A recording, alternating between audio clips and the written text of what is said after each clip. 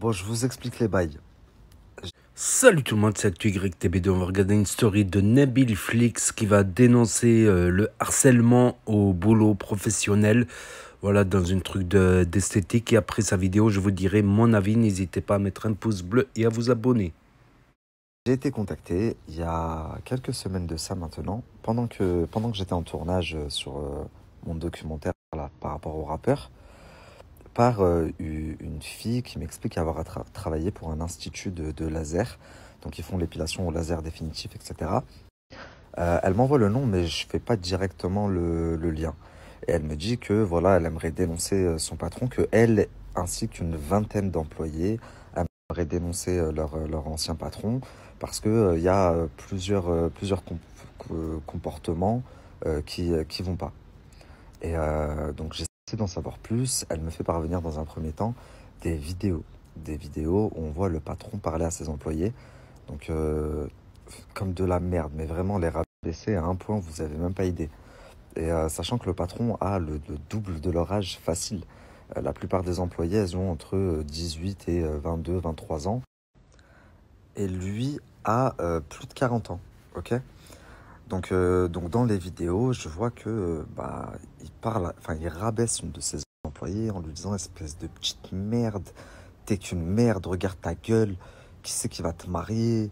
Moi, si mon fils il me ramène une meuf comme toi, je le défonce. Regarde tes dents là, va te refaire tes chicots. Le mec qui se mettra avec toi, ce sera soit un vendeur de shit, soit un mongol comme toi. Espèce de grosse merde que t'es. Enfin, vraiment, c'est choquant la façon dont tu parles à son employé. Eh, ton mec, il devrait te casser tes dents, là, il devrait te casser ta gueule. Enfin bref, il lui dit des trucs de fou. Et je me dis, putain, c'est chaud pour qu'il en arrive à parler comme ça à une meuf qui pourrait être sa fille, son employé en plus. Enfin, qu'est-ce qu'elle a fait pour qu'il lui parle comme ça? Donc c'est ce que je demande. Et là, on m'explique que bah, elle a pas forcément fait quelque chose, que c'est monnaie courante, qu'il a l'habitude de parler comme ça à ses employés, qu'avec une autre employée, c'est arrivé jusqu'aux mains. Il s'est enfermé dans l'institut avec elle et il l'aurait frappé. Que d'autres ont reçu des menaces, des pressions, qu'il est venu en bas de chez certaines employées pour les menacer, etc., etc. Enfin bref, elle m'explique qu'elles ont vécu en fait un calvaire, qu'elles ont dû travailler 7 jours sur 7, 100 jours de repos, dimanche, jour férié, qu'il n'y avait pas qu'elles étaient payées pareil en plus. Euh, et du coup, je demande à parler avec d'autres filles et je finis par faire un rendez-vous. Et au plus je discute avec elle et au plus je me rends compte que ça va bien plus loin que ça parce que certaines filles se plaignent de harcèlement sexuel.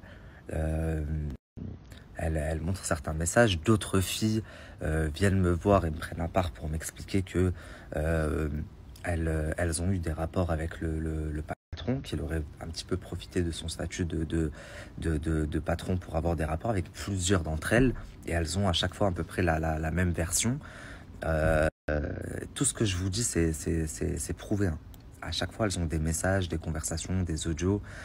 Dès qu'il y en a une qui essaye de se plaindre des conditions, de quelque chose qui ne va pas, bah, ça part en menace dans tous les sens. Enfin, je me dis, c'est quoi ce truc? On est où là? C'est la mafia ou quoi? Et le pire dans tout ça, c'est que quand j'apprends le nom de l'enseigne, bah, je me rends compte que c'est une enseigne avec laquelle j'ai déjà collaboré à plusieurs reprises, donc 3, 4 fois, ou même 5, si ce n'est pas 5 fois. Et donc je décide d'appeler le patron. Je décide d'appeler le patron pour lui dire que j'ai reçu plusieurs signalements, que en parallèle de mon enquête, ben, j'étais en train de faire des recherches et que ce serait bien si qu'on puisse se voir pour qu'il réponde à certaines questions. Je lui explique que je suis pas en train de faire quelque chose pour l'accabler ou à charge contre lui, que je cherche juste à avoir des réponses au vu des inquiétantes révélations qu'on m'a faites. Et voilà. Et dans un premier temps, il se braque un petit peu. Au début, il essaie de me parler de religion en me disant ce que tu fais c'est pas bien vis-à-vis de la religion, dévoiler les péchés des gens. Donc je lui explique que dans la religion c'est pas bien non plus d'harceler de jeunes filles, et plus encore je vais pas rentrer dans les détails, et que en effet c'est vrai que le métier journalistique, un journaliste, c'est pas un métier qui est vraiment en adéquation avec l'islam, de même qu'un De même qu'un avocat, de même qu'un chanteur, enfin, il y a plusieurs métiers comme ça. Mais malheureusement, personne est parfait. On fait au mieux pour s'améliorer tous les jours. Et au pire du pire, bah, je préfère dans ce cas-là mon péché au tien, au vu de tout ce qu'on m'a dit. Puis après, il me dit, oui, mais j'ai une famille, machin, ça va me faire des problèmes. Donc je lui explique, ok, mais est-ce que tu te rends compte du nombre de problèmes que tu as fait à toutes ces jeunes filles? Elles aussi, elles ont une famille, etc. Puis après, il m'explique, il m'explique qu'il veut plus parler avec moi, mais que il y a une intermédiaire qui va me contacter, à savoir la personne qui me contactait pour faire de la publicité auparavant. Elle me contacte, elle m'explique, elle me dit Nabil, il veut s'arranger, il veut en gros te passer de l'argent. Tout est enregistré. Bien entendu, j'ai catégoriquement refusé. Je vais me faire de l'argent, je le fais avec mes documentaires en fait. Je sais pas ce que les gens.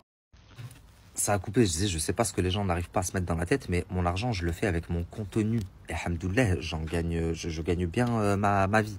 Donc non, je vais pas m'arranger sur le dos d'une vingtaine de jeunes filles et le noob des gens. Demain, après-demain, moi, j'ai une fille. Enfin bref, je leur dis, c'est mort.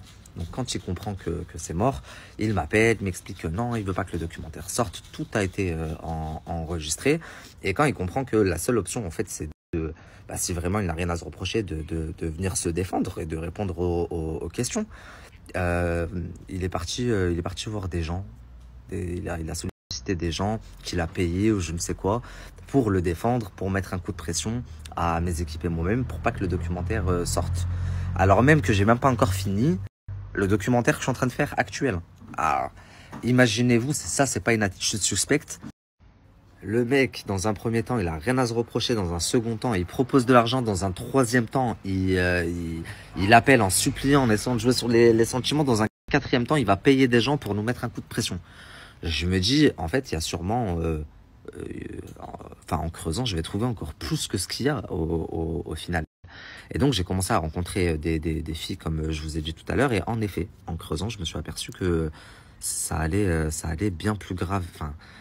C'est un sujet qui englobe énormément de choses. On parle de travail dissimulé, d'esclavage moderne, d'abus de faiblesse, d'abus de confiance, d'harcèlement également. Bref.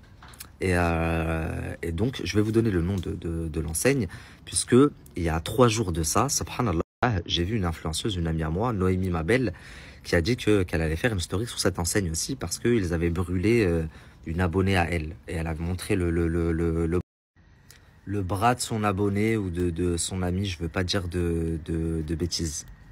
Et donc, l'enseigne, c'est Epilaus. Donc, je pense que pas mal de monde connaissent. Ils ont à peu près 16 centres. Et surtout, je vous ai dit tout à l'heure que j'en avais fait la pub, mais il y a beaucoup d'influenceurs qui en ont fait la pub. De gros influenceurs, Poupette, etc. Bien entendu, tous les influenceurs comme moi n'étions pas au courant de toutes ces pratiques. C'est pour ça que dorénavant, quand je verrai un influenceur faire la promotion de l'enseigne, je le contacterai en privé pour lui expliquer la situation. Mais en attendant, je fais cette story, c'est un genre d'appel à témoins. Si d'autres personnes que j'ai pas encore rencontrées, avec qui je suis pas en contact, qui ont travaillé pour cette enseigne et qui veulent faire part de leur expérience, ou même des clientes, je sais qu'il y a pas mal de clientes qui ont déjà porté plainte contre l'enseigne, qui ont été brûlées, etc.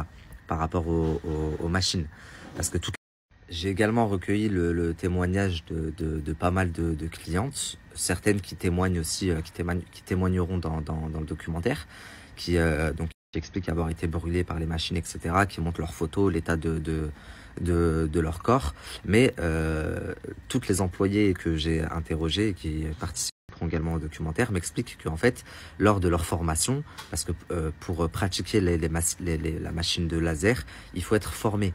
Mais lors de leur formation, il n'y avait pas de médecin. Or, c'est obligatoire. Des esthéticiennes peuvent être formées pour la pratique du laser, mais il doit y avoir un médecin agréé sur place. Donc en fait, il n'y avait pas de médecin sur place et les formations étaient faites par une des concubines ou du patron, qui elle même de base n'a pas de diplôme. Aucune des filles n'a reçu un diplôme ou un certificat à la fin. Aucune n'a de fiche de paye. Ça a coupé, je disais, aucune n'a de fiche de paye puisque on leur a ouvert des sociétés, des auto-entreprises, sans même qu'elles sachent ce que c'est. Tous les mois, c'est pas elles qui faisaient les factures pour encaisser leur argent. C'est un employé de Happy House qui faisait les factures des filles pour Happy House. Donc, ça n'avait ni queue ni tête. Le mec se facturait lui-même, quoi. C'est une grosse slatam chouïa, mais je vais traiter le sujet. C'est le sujet que je traiterai après celui du rappeur. Donc voilà, toutes les personnes qui veulent témoigner, ben, vous pouvez me contacter soit sur mon mail, Snapchat, Instagram. J'essaie d'être le plus disponible. Mais si je ne vois pas votre message sur les réseaux, n'hésitez pas à envoyer un mail. Et voilà, c'était la story de Nabil Flix, voilà, au sujet de cette entreprise d'esthétique là, ce salon d'esthétique, voilà, avec ce patron, et le problème en plus général du harcèlement au travail.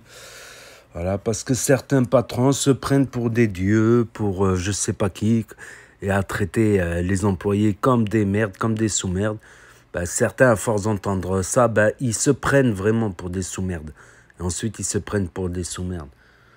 Donc, en général, bon, si tu fais une erreur, oui, ça peut gueuler, tout ça, mais tu as un contrat, tu te tais parce que tu as un contrat, la paye, tout ça, c'est important, le travail quand même. Mais faut pas non plus que les patrons, voilà, si un employé commet un tort, une erreur, voilà, il faut qu'il admette ses erreurs. Ça arrive, on est des êtres humains, personne n'est parfait. Ça arrive de faire une erreur, pas tous les jours non plus, sinon c'est abusé. Mais il y a vraiment certains patrons qui se prennent pour Dieu et tout le reste, ils prennent les gens vraiment pour de la merde. Je pense qu'il y en a, il faut qu'ils atterrissent, je pense. Il faut qu'ils remettent les pieds sur terre. Je parle pas de celui-là en particulier, mais si c'était que celui-là, il y en a plein de patrons qui sont comme ça. C'est comme les relations aussi. Le harcèlement, là c'est du harcèlement moral, on va dire. Mais le harcèlement sexuel aussi au travail. Bon, un patron, il peut se mettre en couple si c'est sérieux, tout ça. Mais si c'est pour profiter d'une personne et la jeter, voilà, en utilisant sa notoriété de patron, son poste de patron, sa hiérarchie, c'est plus grave. C'est plus grave que deux personnes lambda qu'une personne lambda qui fait espérer à quelqu'un, qui ment ou quoi ou qu'est-ce. Quand il y a une position hiérarchique, point de vue judiciaire, c'est beaucoup plus grave. C'est beaucoup plus grave parce qu'il y a cette hiérarchie, cette échelle, voilà. Donc, on ne parle pas d'égal à égal en général quand il y a un contrat. Voilà, quand il y a un contrat de travail. Donc, voilà. Après, si oui, c'est possible qu'un patron se marie, mais un truc sérieux, pas se foutre de la gueule des gens non plus, ou se foutre de la gueule des meufs, ou se foutre de la gueule de ses employés, ou les rabaisser, ça c'est quand même... c'est lourd, c'est lourd. Surtout quand tu as de l'orgueil, quand tu as un minimum d'orgueil, quand tu as beaucoup d'orgueil même. Bon, faut faire le combat contre son orgueil, bien sûr, c'est important, mais il faut garder un minimum d'orgueil quand même. Faut avoir un minimum d'orgueil. Et il y en a qui ferment les yeux, qui ferment les oreilles, voilà, parce qu'il y a un contrat, parce qu'il faut travailler pour ses projets, tout ça. Voilà. Donc, on peut continuer la discussion dans les commentaires. Si vous voulez en dessous, je répondrai. N'hésitez pas à mettre un pouce bleu, à vous abonner, à cliquer sur la cloche. Et je vous dis à très bientôt, les amis, les potos, pour de nouvelles vidéos. Merci d'avoir regardé. C'était Actu YTB2. Premier sur les actus, les infos des influx. Tchuss.